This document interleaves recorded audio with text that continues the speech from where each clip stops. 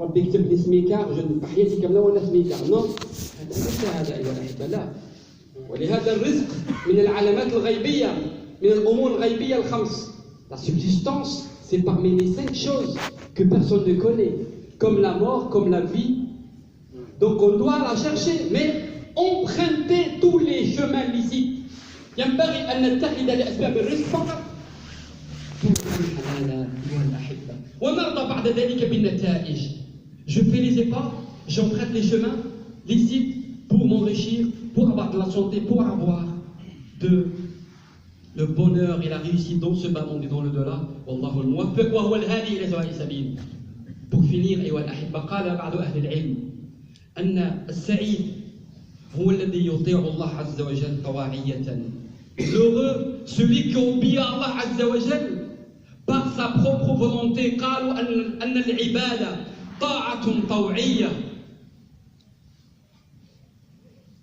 ومحبة يقينية في الله رب العالمين التي تؤدي إلى سعادة أبدية. C'est ça l'adoration. Une jouissance, une obéissance avec joie, avec choix. Personne m'a forcé de prier, personne m'a forcé de jeûner. C'est l'amour d'Allah, c'est ma foi, c'est mon ultime conviction que je vais retourner vers Allah Azza wa Jal.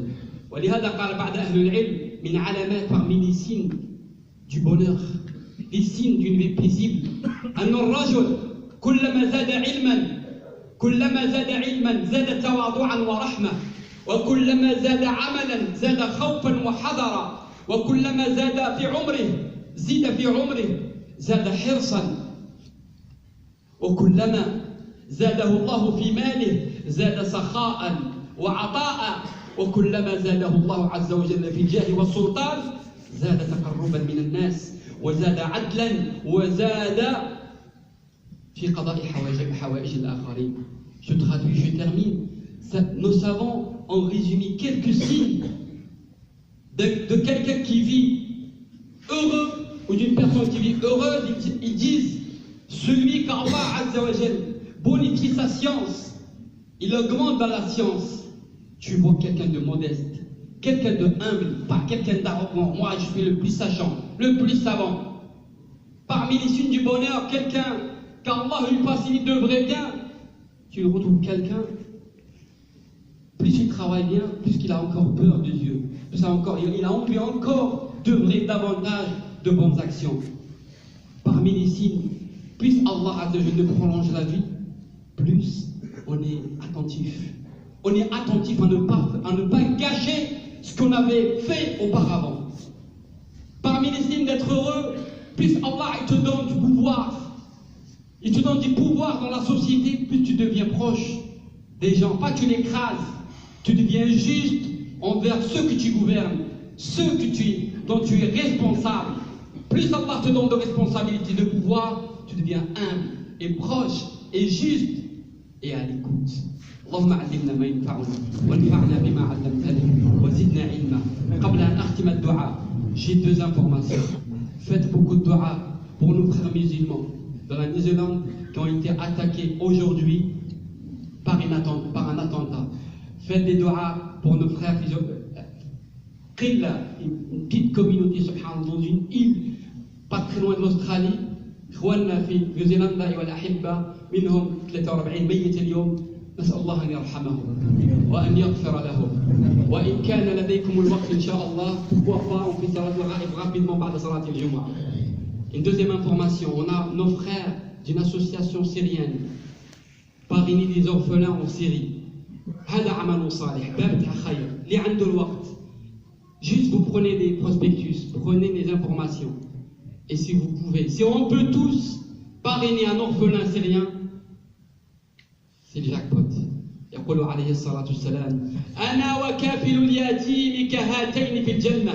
Moi et celui, le parrain de l'orphelin, on est comme ça au paradis. Le prophète qui le dit à ça.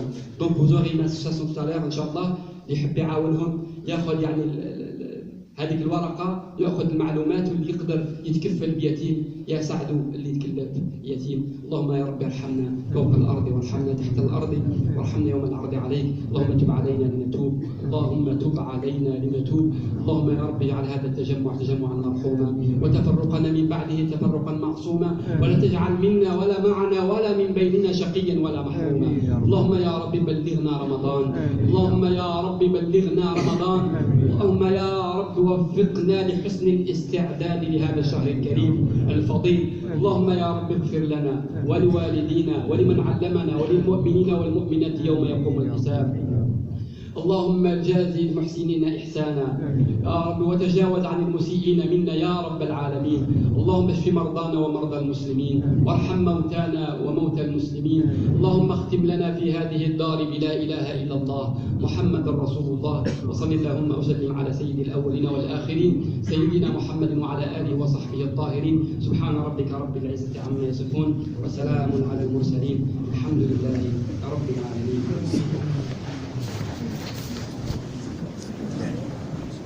Inch'Allah, puisque les gens travaillent, demain, si vous voulez, après le Dhuhr ou après l'Asr, on fera Salat al-Ghaib, il y a le Janaza à distance, sur nos frères qui ont décédé aujourd'hui. Demain, samedi, soit après le Dhuhr, soit après l'Asr, Inch'Allah.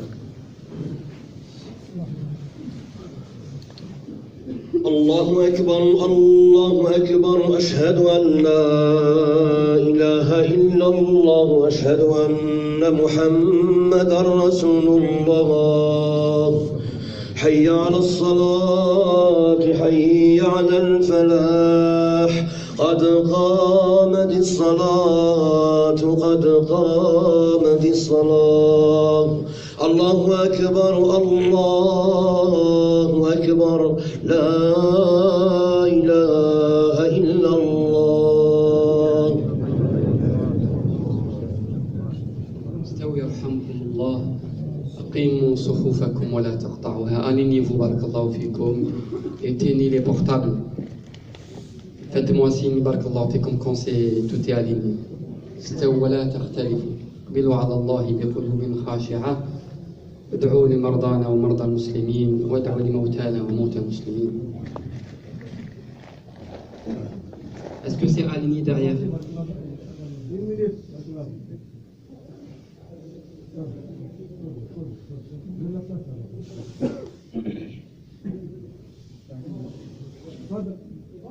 C'est bon?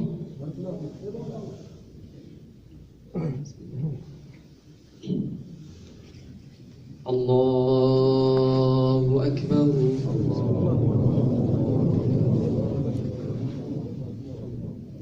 الحمد لله رب العالمين، الرحمن الرحيم، ملك يوم الدين. إياك نعبد وإياك نستعين، اهدنا الصراط المستقيم، صراط الذين أنعمت عليهم غير المغضوب عليهم ولا الضالين.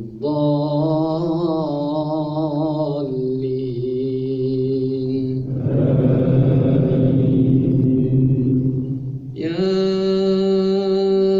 أيها الذين آمنوا اتقوا الله ولتنظر نفس ما قدمت لغد، واتقوا الله إن الله خبير بما تعملون.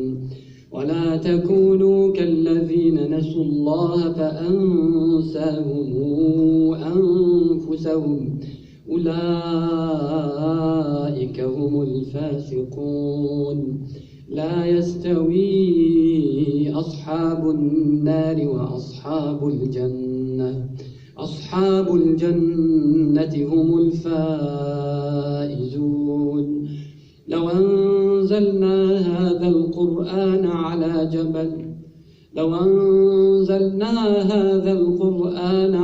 جبل لرأيته خاشعا متصدعا من خشية الله. وتلك الأمثال نضربها للناس لعلهم يتفكرون. الله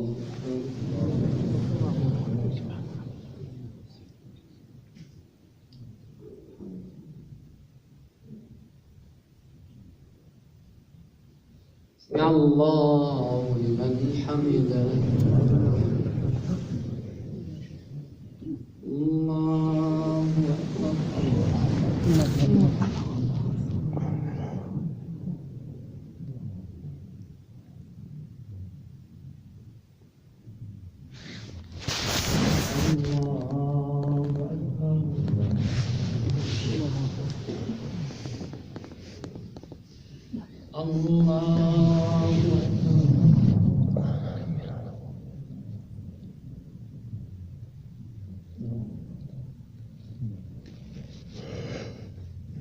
الله الحمد لله رب العالمين الرحمن الرحيم مالك يوم الدين إياك نعبد وإياك نستعين اهدنا الصراط المستقيم صراط الذين أنعمت عليهم غير المغضوب عليهم ولا الضالين.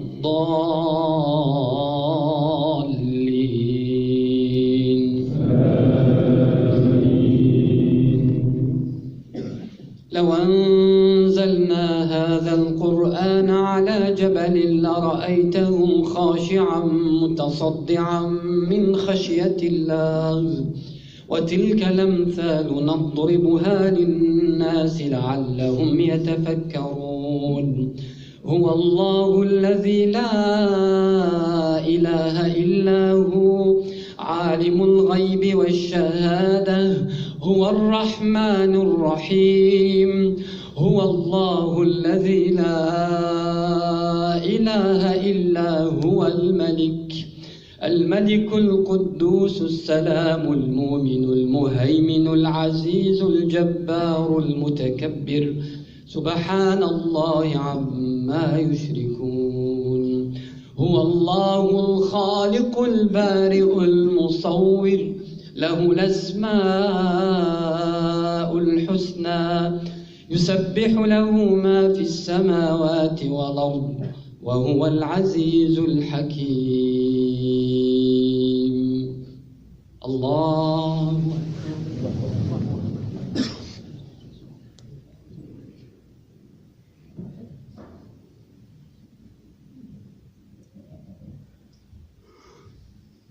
سمع الله لمن حمده.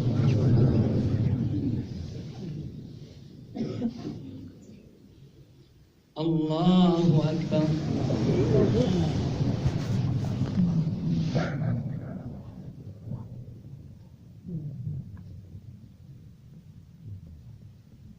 الله أكبر.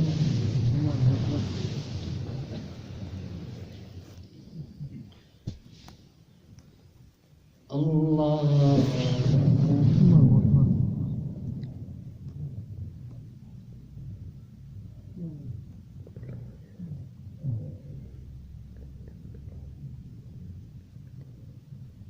الله أكبر.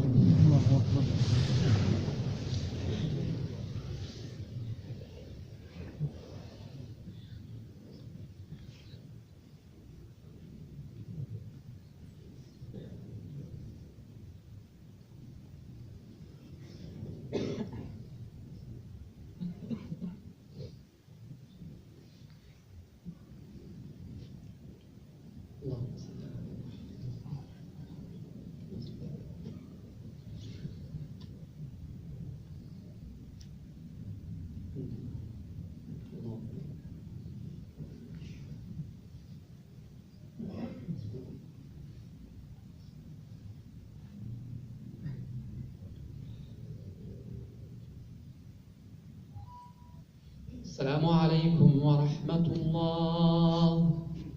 السلام عليكم ورحمة الله.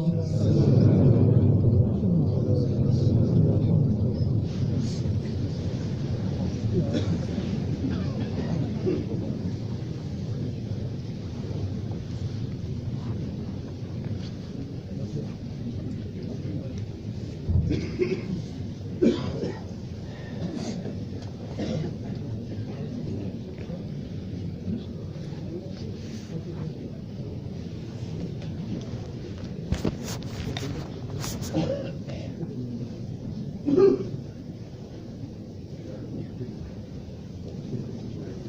الله الرحمن الرحيم والصلاة والسلام على سيدنا محمد صلى الله عليه وسلم. رب اشرح لي صدري ويسر لي أمري واحلل عقدة من لساني يفقهوا قولي.